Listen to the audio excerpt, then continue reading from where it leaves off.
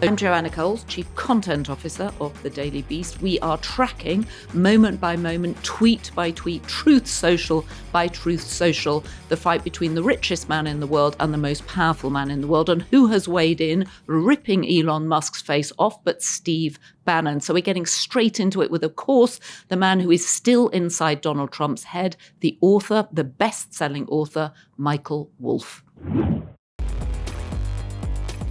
Michael, Steve Bannon is now back in the fray. He's making all sorts of demands, not least that Trump investigate Elon's immigration status.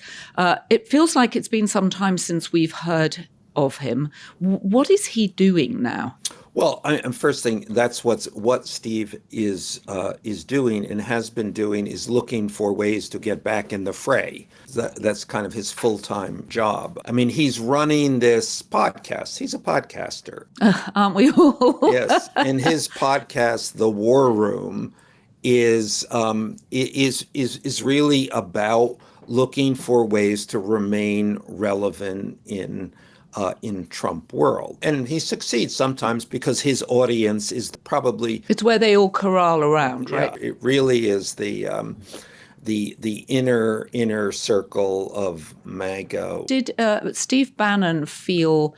I mean, obviously, he was Trump's closest advisor, at least at the beginning of Trump 1. Totally. I mean, this is really Elon Bannon, with Bannon seeing Elon as taking his role, usurping his role, because Steve has continued to feel, against all of the evidence, that he would be called back to the White House, called back besides Trump's side, which is curious because he hates Trump, as Elon apparently does too. But pay no mind to that, of course, because everyone hates Trump. But yes, Bannon is. I mean, I think you can compare them quite. They align. What does Trump think of Bannon now? Does Trump want Bannon back? For Trump, out of sight is out of mind. It's like Steve who? Right, and it was very noticeable that after Steve came out of his 4 months in sojourn at the government's pleasure, he wasn't greeted by any of the Trump crew. Trump has never liked Bannon. I mean, he fired him ignominiously. So what's in it for Bannon then to be ripping Elon's face off like this? I mean, he, on his podcast, he also said that Trump should issue an executive order employing the Defense Production Act, saying he should seize SpaceX. Well, because everything in this world is geared to an audience of one, which is Trump. You align with Trump in one of his battles. Steve could come back on this basis. Remember, in the after the election and the steal and all of this, all of the somewhat normal Trumpers were cowering off in some corner. Don't involve me with this. And then the crazies, led by Giuliani, came back in. So yeah, if you, again, it's that simple thing. If you say what Trump wants to hear, then you're in like Flint. So yeah, I think Bannon has, this is an opportunity that he is seizing. And I have known Steve for quite some time now and have always been fond of him. You can't spend a moment with Steve and not find this as one of the more enjoyable moments you've ever spent. Of course, he's it's. You can then say all of the opposite terrible things about Steve, which were all true. But in the moment, he is insightful and funny and even feels like your best friend. Well, I'm very mindful of the chapter in your book, Too Famous, which takes place at Jeffrey Epstein's house, his enormous house, supposedly the largest private house in New York on the Upper East Side in Manhattan, where Steve Bannon is actually there giving Jeffrey Epstein advice about how he should handle the court case that is inevitably coming down towards him. What was their relationship like? Well, it's just worth making the point here that Epstein then becomes the nexus here with Elon accusing Trump of having a hidden relationship with Epstein, which was, of course, true. They were friends for for best friends for 15 years. But now also Steve comes into this. And I think Elon is now accusing Bannon of an Epstein relationship. So, which he, of course, had. And actually, this was a relationship I witnessed. And when I wrote about this, I mean, I've written all kinds of things about Steve, and was probably the agent of getting him fired from the White House. And Or you were the agent of getting Steve fired from the White House? yeah, because he was the one of the central sources in Fire and Fury.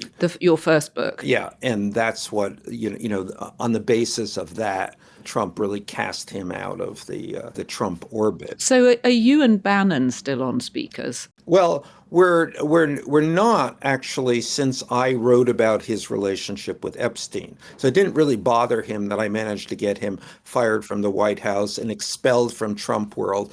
But the Epstein thing remains too hot to handle. I did write about that, and I was there. Bannon had this idea that he could rescue. Well, first thing, just as a bit of background, these guys met each other after Bannon exited the White House, and they both were united by their relationship with Trump, who they obsessed about and hated, and couldn't understand how Trump was in the White House.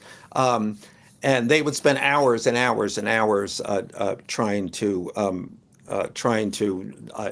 digest this central fact in their in both of their lives. But then when Epstein got in increasing trouble and was then headed to his ultimate and fateful denouement, Steve Bannon had this idea that Epstein should go on 60 Minutes and do a mea culpa, that would save him. And then Steve Bannon took it upon himself to tell Epstein how to do this, and brought in cameras to stage this in practice sessions. And I wrote about this, and Steve did not forgive me.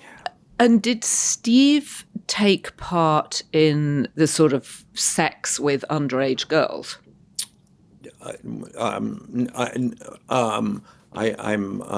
don't want my stumbling here. I don't want this to seem like I am dissembling, because I'm not.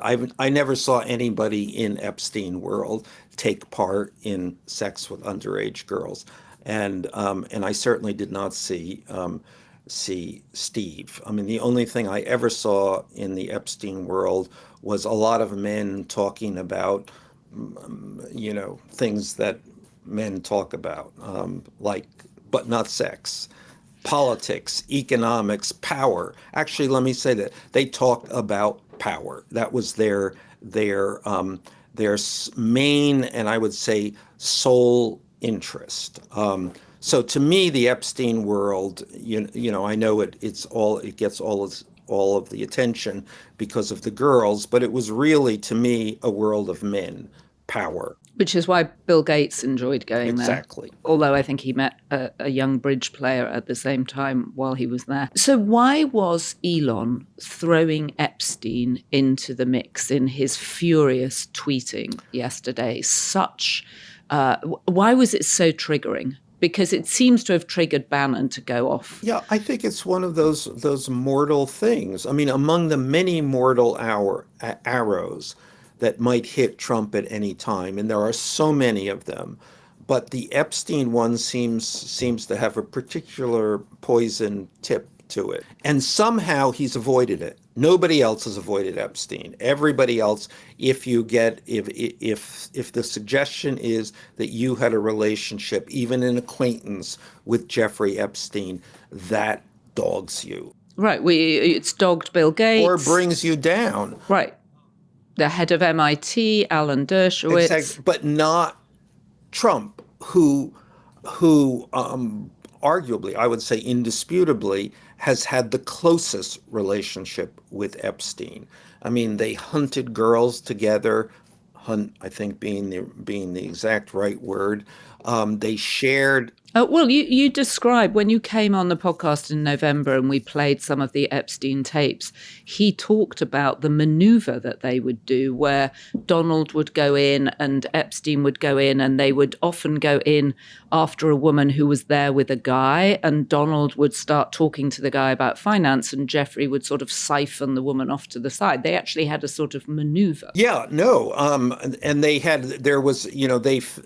famously staged a beauty contest in Mar-a-Lago, and they imported all these girls who thought they were, I don't know. Well, who thought they were probably going to win a beauty competition. Exactly. And when the girls got there, they found that there was the audience and the judges consisted of two men, Jeffrey Epstein and Donald Trump. So this is what they did. This was one of their. I mean, they had two interests: girls and money, and they pursued them together for a long time. I would say three: girls, money, and airplanes. And power, right? Girls, money, airplane, power. I think that was during this period of time, which was sort of the 90s. I think it was before power. It was girls, money, airplanes. And I think if you had said here's power or here's girls, they would have taken the girls. I think maybe power is a function of older age. But this was a close relationship. They shared a girlfriend. There was about a period for about a year that literally they shared a girlfriend. At the same time? Yes, at the same time. Who was that girlfriend? I know. I don't. I mean, I know this was a European girl, but the poor girl. Let's not. All right, let's move swiftly on. I know, poor thing is just probably still in the fetal position. But and then Epstein helped Trump cheat on his taxes, and then they ultimately had a fallout, as all rich men do, over a piece of real estate. This is a profound relationship. Right. I should just point out the White House call you a lying sack of shit. They call me a lying piece of shit. I just want to raise that, as you say, that Epstein helped Trump cheat on his taxes. Yes, please. Raise it, yes. They claim that you fabricate all sorts of things. So I just want to push back on that. I would just say, and it might be interesting because, and it is true. I don't know that this is true. I did not see Jeffrey Epstein help Donald Trump cheat on his taxes, but Epstein did spell out how he did this, which is that the mechanism was Donald Trump borrowed all this money from the banks in the 1990s when he was going bankrupt. He didn't borrow. He had borrowed it, and then in the process of going bankrupt, the banks forgave large amounts of his debt, like $1 billion in debt. They forgave. They wrote it off. Then Epstein would explain, well, when that happens, when banks forgive debt, that becomes income. But there is no clear way in which that has to be declared. Therefore, if you don't do it, the chances are you're going to get away with this scot-free. And then Epstein would say that's the reason that Trump has been hiding his tax returns for so long, because that specific amount of money, the $1 billion in debt that he was forgiven, he never paid the tax on the imputed income from that, which would have been, half, 50%, $500 million. Okay, well, we can call the White House and ask them for comment on that. But in the meantime, I will just remind listeners that the White House's response to you is that you fabricate things and you're a lying sack of shit. Do you think Steve Bannon wants to run for president? He says that to everyone. I think he tells everyone he's going to run for president in 2028. And Elon yesterday responded to a tweet saying that that Trump should be impeached and that J.D. Vance should be made president. Do you think that Elon Musk is serious about that? Well, I'm sure he feels that. I mean, I think Elon is, I mean, clearly has a blood score against Donald Trump at this point, and so he probably would like anything bad to happen to Donald Trump. So yeah, now the question is, I think, is how is he going to pursue this? And how would he pursue it? There is the thing. Everybody falls out with Donald Trump. Everybody who works for him falls out with him because he screws them, and they remain screwed. So Elon is the first person who I think has the resources and the temerity and the audacity to not accept being screwed by Donald Trump. And also, Donald Trump has some sort of grudging respect for Elon because he's so rich. I mean, he lost, I think, $40 billion yesterday, obviously on paper, and clearly doesn't care. Yeah, well, Donald Trump's grudging respect dissipates very quickly if you become his antagonist. I'm mindful of the fact that both of them own social media platforms. When you came on the podcast earlier this week, you reminded us that Trump, yes, he's president, but he's also head of Truth Social. And to some extent, this is the two of them playing to their audiences, isn't it? I mean, both Truth Social and Twitter yesterday were on fire with the vehemence with which these two men were firing at each other. Yeah, it's not only playing to their audience, it's playing to their business model. If you own a social network, what is the most valuable thing? Conflict. Right, eyeballs. Yeah. Anthony Scaramucci said that another person to be fired very publicly by Trump said that he thought the Democrats should welcome back Elon Musk.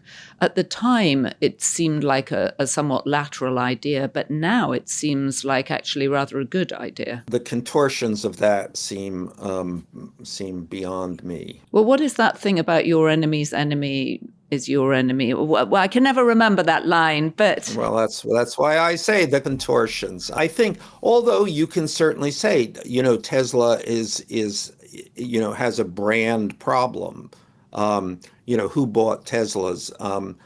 Liberals bought Teslas. Then Elon goes to work for Trump, the enemy of the liberals. Therefore, Tesla is my enemy. If he now becomes the enemy of Trump, then Teslas are my friend. I don't. Trump has now said that he's giving his Tesla away. I had a Tesla and gave it back, actually, but I will say largely because it really didn't work. And when I endlessly complained about it and constantly tried to get it fixed, they told me it was from a rogue batch in November 21. A rogue batch? A rogue batch. They said, that was a rogue batch. It wasn't very good. I had a car that was a lemon. It was annoying. All right, well, we're going to stay tuned to this story. Who knows what Steve Bannon has said? In fact, I should check on Twitter that he hasn't said anything in the last 10 minutes. You should try to get Steve to come on this podcast. We absolutely should. I would love to know what he's thinking. But Steve Bannon is trending. I'm just looking to see if he said anything else. Oh, he's saying, let's fucking go. And for all the Elon fanboys, Elon promised $1 trillion in cuts, but delivered rescissions with no teeth. Fanboys, grab your pencils. The GOP shot down the real fight. No fraud money was found from Social Security. No waste cut. Just talk. But that would logically be a smear against Trump, too, then. And Trump is the person who hired Elon. Right. Although Howard Lutnick also claims to have hired Elon. I don't see this as being very good for Howard Lutnick either. I heard him, I literally was in the room when he said, I hired Elon and I tell Elon what to do. Always the aides around Trump have said the first one to go would be Elon, the second one to go would be Lutnick. So let's see. Okay, so we'll be back here next week talking about Howard Lutnick then. Michael, thank you. I suspect we're going to come back to you so often over the next few days as this plays out. It does feel like it's a zero-sum game at this point, and someone is going to have to win this. Or do you think it just fizzles out? It does feel that way, but I've often felt this, that someone was going to win, that Trump was going to lose. I guess I've often felt. And he never does. Well, he lost in 2020. Well, when I'm not sure how you judge a loss that then becomes a win. Right. Okay. All right. Michael, thank you very much. All right. Have fun, and we'll be back to you soon. See ya.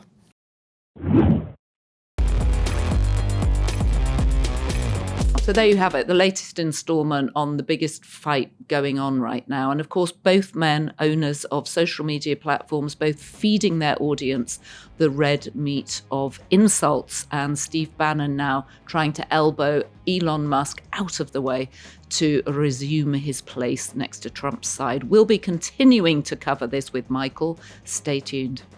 This podcast was produced by Devon Rogerino, Anna von Ursen, and it was edited by Jesse Millward. And don't forget, be beast.